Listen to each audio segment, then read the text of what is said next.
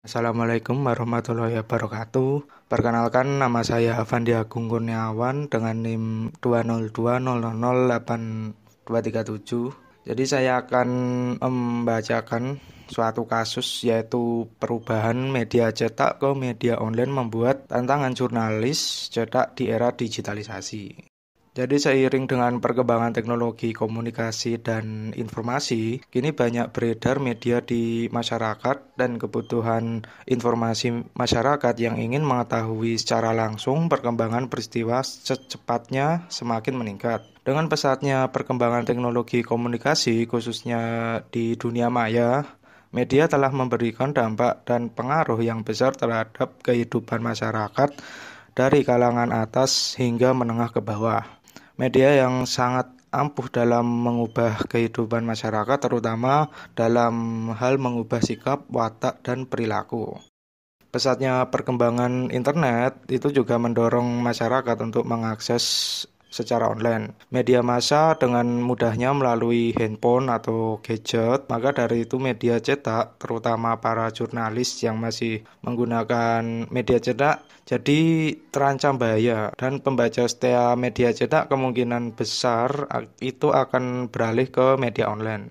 Realita mengancam penerbit media cetak, meskipun media cetak itu memiliki ciri khas seperti jelas, berita lengkap dan detail. Selain itu, selama berabad-abad, media cetak telah mengiringi perkembangan peradaban manusia sehingga tidak mudah dilupakan. Tapi media online itu lebih cepat, up to tanggal dan berkelanjutan. Tetapi berita ini hanya dapat diakses menggunakan alat canggih seperti gadget, dan tidak semua orang memiliki alat dan memahami teknologinya. Sedari awal khalayak media adalah masyarakat luas, bukan hanya kalangan tertentu. Pengelola media di Indonesia hingga kini masih terus mengembangkan kemampuannya dalam upaya menghadapi globalisasi dan menyediakan program-program unggulan yang sesuai dengan kebutuhan masyarakat serta dapat bersaing satu sama lain. Di samping media massa, media sosial yang merupakan salah satu jenis dari media online turut hadir dalam kehidupan masyarakat. Media sosial lebih dominan sebagai sarana interaksi atau penyalur informasi. Di zaman sekarang ini, media sosial yang sering digunakan oleh masyarakat, yang pertama WhatsApp, jadi sebagai sarana interaksi dengan anggota yang nomor WA-nya telah diketahui terlebih dahulu dan dapat melihat story atau tulisan, foto, video apabila nomor kedua orang yang melakukan interaksi telah disimpan pada kontak HP. WA atau WhatsApp juga di zaman sekarang cukup sering digunakan dalam penyampaian berita maupun informasi yang bahkan lebih cepat dari media online itu sendiri. Yang kedua ada Facebook, merupakan media komunikasi yang cakupannya itu lebih luas dari WA, dan anggotanya dapat dicari sesuai dengan nama FB mereka. Jadi melalui FB seseorang dapat menulis sesuatu yang panjang atau pendek yang disebut status, upload foto dan video. Di FB atau Facebook sering menjadi tempat bagi orang untuk menyebarkan suatu informasi dan berinteraksi dengan orang yang lebih luas. Dan yang terakhir ada Instagram atau IG. Media ini mirip seperti FB yang memiliki cakupan luas dan anggotanya juga dapat dicari sesuai dengan nama IG-nya. Namun pengguna IG ini lebih sering mengupload foto atau video beserta caption dibanding dengan hanya mengupload tulisan, dikarenakan kapasitasnya yang terbatas. Dan untuk internet sendiri, mengutip dari Wikipedia, UI merupakan pelopor penggunaan internet di Indonesia. Itu dibuat pada tahun 1984 dengan menggabungkan UI-NET dan UU-NET. UU-NET sendiri merupakan Internet Service Provider atau ISP pertama di Indonesia.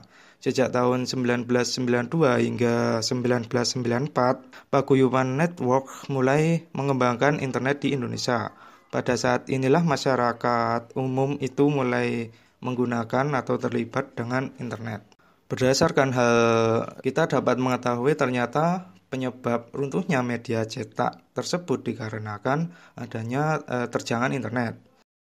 Lalu ada analisis SWOT. Yang pertama strength. Strength di sini website atau berita di internet itu mudah sekali untuk diakses dan sudah support dengan gadget apapun asal ada jaringan internet atau wifi. Lalu yang kedua, media online ini menyediakan berita dari seluruh pembaca dan kontributor dan menampilkannya. Yang ketiga, mampu mengetahui kejadian yang baru saja terjadi dengan sangat cepat daripada media cetak atau disebut sebagai news flash, seperti kejadian gempa di Cianjur kemarin. Konsisten dalam setiap penyampaian informasi yang disampaikan, seperti dalam CNN ataupun media sosial seperti Facebook dan lain-lainnya. Lalu ada sangat fleksibel dengan apa yang dicari oleh pembaca, dan terakhir saat ini tidak hanya digunakan sebagai penyampaian informasi saja, bahkan media online saat ini bisa digunakan sebagai bahan pembelajaran juga. Lalu yang kedua ada weakness atau kelemahan. Yang pertama adanya cybercrime atau kemampuan media online untuk menghubungkan banyak orang, itu berarti juga dapat digunakan oleh oknum yang tidak bertanggung jawab untuk membobol data seseorang. Lalu yang kedua terdapat hoax.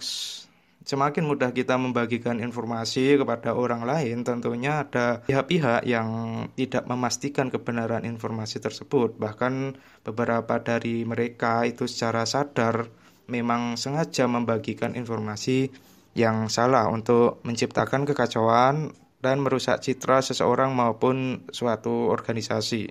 Di zaman modern ini, pastinya banyak sekali yang mulai beralih dari media cetak ke media online. Tapi permasalahannya adalah ketika mereka ini menjadi kecanduan akan media digital maupun media sosial, dengan kemudahan, kelebihan dan kenyamanan dalam mencari informasi di media online membuat banyak orang yang bergantung pada media online untuk segala hal.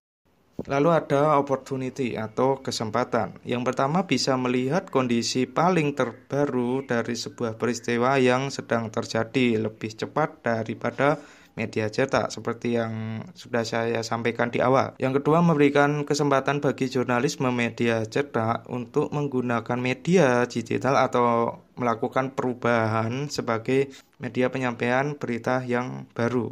Yang ketiga, banyak dari masyarakat yang menggunakan media digital sebagai media kampanye atau promosi produk mereka, karena manfaat media digital sangat mudah menjaring massa. Dan yang terakhir, banyak memberikan potensi bisnis yang menjanjikan khususnya dalam jurnalistik.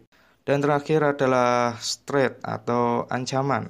Yang pertama, tempat berbagai paham radikal itu menyebar dan dengan membuat suatu berita mengajak atau menjelekkan pemerintah. Yang kedua, seiring berkembangnya media digital membuat orang jadi berubah dari sosialis menjadi individualis, karena mereka itu sudah sangat mudah untuk mencari informasi sendiri daripada harus mencari informasi dari orang lain. Yang ketiga adalah seseorang juga dapat melakukan penipuan lewat media digital melalui bisnis online. Dan yang terakhir, jejak digital bisa membuat kita itu tidak diterima dalam suatu pekerjaan.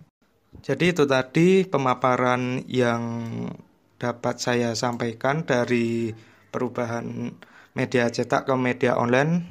Salam dari saya, sekian, terima kasih. Wassalamualaikum warahmatullahi wabarakatuh.